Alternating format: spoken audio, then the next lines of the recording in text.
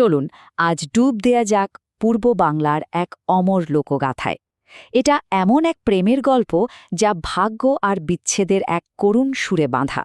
আসুন মহুয়ার সেই জগতে আমরা একসাথে হারিয়ে যাই। ভাবুন তো, শুধু এই একটা লাইন, আর এর মধ্যেই যেন পুরো গল্পের আত্মাটা ধরা আছে। মহুয়ার এই সাহসী স্বীকারোক্তি দিয়েই আমাদের আজকের যাত্রা শুরু।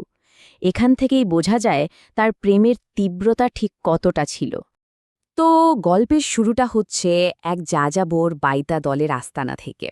এদের জীবনটা পথে পথে কাটে, আর এই দলের সর্দার হলো হুমরা, যে কিনা আসলে একজন দস্যু। এখানেই আমাদের গল্পের নায়িকা মহুয়ার বেড়ে ওঠা। তাহলে কে এই মহুয়া?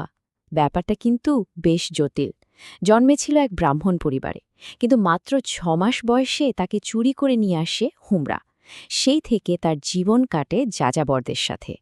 একদিকে তার রক্তে বইছে উঁচু বংশের ধারা, আর অন্যদিকে সে বড় হয়েছে এক দস্যুর কাছে, শিখেছে নাচ গান।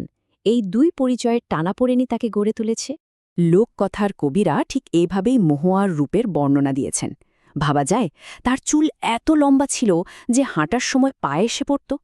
মুখটা ছিল যেন সোনার চম্পা ফুল, আর চোখ দুটো সে তো আকাশের জলজলে তারা। এই অসাধারণ সৌন্দর্যই কিন্তু পরে তার জন্য আশীর্বাদ আর অভিশাপ দুটোই হয়ে দাঁড়ায়। আর এবার আমরা গল্পে সেই মোড়ে পৌঁছালাম যেখান থেকে পুরো কাহিনীটা একটা নতুন দিকে বইতে শুরু করে। মহুয়ার সাথে দেখা হয় জমিদার পুত্র নদের চাঁদের। একদিকে মহুয়া, অন্যদিকে নদের চাঁদ। দুজনের জগৎটা ছিল একেবারে আলাদা, মানে আকাশ পাতাল তফাত। একজন পথের শিল্পী, যার জীবন কাটে যাযাবর হয়ে ঘুরে ঘুরে, আর অন্যজন সমাজের উঁচু স্তরের এক ধনী জমিদার। তাদের মিলনটা ছিল প্রায় অসম্ভব একটা ব্যাপার। প্রথম দেখাতেই মহুয়ার রূপে আর তার নাচে নদের চাঁদ এতটাই মুগ্ধ হয়ে গেল যে সে তাদের থাকার জন্য জমি দিয়ে দিল। তারই প্রস্তাবটা কিন্তু শুধু উদারতা ছিল না, এটা ছিল মহুয়াকে একটু কাছে পাওয়ার একটা চেষ্টা, একটা আকুল প্রয়াস। আর এটাই তাদের ভালোবাসার গল্পটাকে এগিয়ে যাওয়ার সুযোগ করে দেয়। তাদের এই যে গোপন কথাবার্তা, এর মধ্যে একটা সামাজিক বাধার ভয় কিন্তু স্পষ্ট। মহুয়ার কথায় দ্বিধা আছে, লজ্জা আছে, কিন্তু নদের চাঁদের আকুতিতে সেই দ্বিধা ধীরে ধীরে কেটে যায়। লজ্জা আর ভয়কে ছাপিয়ে শেষ পর্যন্ত হৃদয়ের টানটাই বড় হয়ে ওঠে। ঠিক যখনই মনে হচ্ছিল যে তাদের ভালোবাসাটা হয়তো একটা ঠিকানা খুঁজে পেল, ঠিক তখনই গল্পের মূল সংঘাতটা সামনে এসে দাঁড়ায়। হোমরার রক্তে তো যাযাবরের নেশা, এক জায়গায় বেশি দিন থাকা তার ধাতে সয় না। তার এই এক সিদ্ধান্তই দুই প্রেমিকের জীবনে বিচ্ছেদে কালো মেঘ হয়ে নেমে আসে। আর এরপর থেকেই শুরু হয় গল্পের এক অন্য অধ্যায়, বিচ্ছেদ, পাগলের মতো ভালোবাসাকে খুঁজে ফেরা, আর সবশেষে এক দুঃসাহসিক পলায়ন। অনেক খোঁজাখুঁজির পর অবশেষে কংসাই নদীর ধারে তাদের দেখা তো হল, কিন্তু সেই আবেগঘন মুহূর্তটা আসলে এক ভঙ্গুর আশার আলো ছাড়া আর কিছুই ছিল না।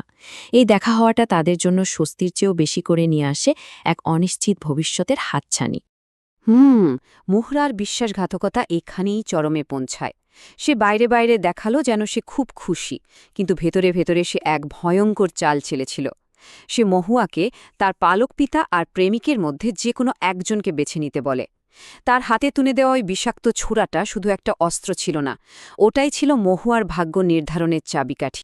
মহুয়ার এই কথাগুলো শুনলে বোঝা যায় তাদের ভালোবাসাটা কতটা গভীর ছিল। সমাজ, পরিবার, এমনকি নিজের জীবন, সবকিছু পেছনে ফেলে সে নদের চাঁদের সাথে এক অজানার পথে পা বাড়াতে তৈরি। তাদের একমাত্র আশ্রয় তখন একে অপরের প্রতি বিশ্বাস। তাদের এই পালিয়ে যাবার পথটা কিন্তু কোনো সহজ রাস্তা ছিল না। পদে পদে ছিল বিপদ, ছিল মৃত্যুভয়। কিন্তু মহুয়া এখানে শুধু একজন প্রেমিকা নয়, সে একজন রক্ষক। যখনই নদের চাঁদের জীবন বিপদে পড়েছে, মহুয়া তার সাহস আর বুদ্ধি দিয়ে তাকে বাঁচিয়েছে। এই বিপদসংকুল যাত্রাই যেন ছিল তাদের ভালোবাসার আসল পরীক্ষা। এত কিছুর পর, সমস্ত বিপদ আর ষড়যন্ত্র থেকে দূরে গভীর অরণ্যে তারা খুঁজে পায় ক্ষণিকের শান্তি। এই মুহূর্তগুলো হয়তো তাদের জীবনের সবচেয়ে সুখের সময় ছিল, কিন্তু নিয়তির ছায়া তখনও তাদের পিছু ছাড়েনি। এই সময়টা ছিল যেন চূড়ান্ত ঝড়ের আগের নিস্তব্ধতা। বনের গভীরে সব বাধা থেকে দূরে তারা কিছুদিনের জন্য একটা নতুন জীবন শুরু করে। বনদম্পতি হিসেবে তাদের এই সুখের সময়টা কিন্তু খুব বেশি দিন স্থায়ী হয়নি। কিন্তু এই সুখ বেশি দিন টিকল না। হঠাৎ দূর একে ভেসে আসা এক বাঁশির সুর তাদের সাজানো সুখের জগৎটা ভেঙে চুরমার করে দিল। এটা কোনো সাধারণ সুর ছিল না, ছিল আসন্ন বিপদের সংকেত। বাইডা দল তাদের খুঁজে পেয়েছে। আর এর পরেই আমরা পৌঁছে যাই গল্পের সেই শেষ পর্বে, সেই হৃদয় বিদারক পরিণতিতে, যেখানে ভালোবাসা আর বিশ্বাসঘাতকতার খেলা শেষ হয়। মহুয়া যখন শেষবারের মতো মহুয়ার মুখোমুখি হয়, তখন সে তাকে জীবনের সবচেয়ে কঠিন প্রশ্নের সামনে দাঁড় করিয়ে দেয়। একবার ভাবুন তো মহুয়ার অবস্থাটা। একদিকে তার পালক পিতা, যে তাকে বড় করেছে, আর অন্যদিকে তার ভালোবাসা। তাকে বেছে নিতে হবে যে কোনো একটা। মহুয়ার এই শেষ কথাগুলো, এগুলো শুধু বিদায় সম্ভাষণ না, এগুলো তার সারা জীবনের না পাওয়ার যন্ত্রণা। সে তার প্রেমিককে বিদায় জানাচ্ছে আর শোক করছে সেই জীবনের জন্য যা সে কখনো পায়নি। তার জন্মপরিচয়হীন জীবনের কষ্টটা যেন এই কথাগুলোতে ফুটে উঠেছে। শেষ পর্যন্ত মহুয়া এমন একটা পথ বেছে নিল যা কেউ কল্পনাও করেনি। সে তার পালক পিতাকে ধোকাও দিল না, আবার প্রেমিককেও হত্যা করল না, বরং সেই বিষাক্ত ছোড়াটা নিজের বুকেই বসিয়ে দিয়ে সব দ্বন্দ্বের অবসান ঘটাল। তার মৃত্যুর পর শোকে বিহল নদের চাঁদকেও হত্যা করা হয়, আর অনুতাপ্ত হুমরা তাদের ভালোবাসাকে স্বীকৃতি দিয়ে এক কবরে তাদের দাফন করার আদেশ দেয়। মহুয়া আর নদের চাঁদের শরীর হয়তো মাটিতে মিশে গেছে, কিন্তু তাদের প্রেমের গল্পটা, সেটা লোকমুখে কিংবদন্তি হয়ে আজও বেঁচে আছে। আর এটাই হয়তো প্রমাণ করে কিছু প্রেম সত্যি মৃত্যুর চেয়েও অনেক বেশি শক্তিশালী।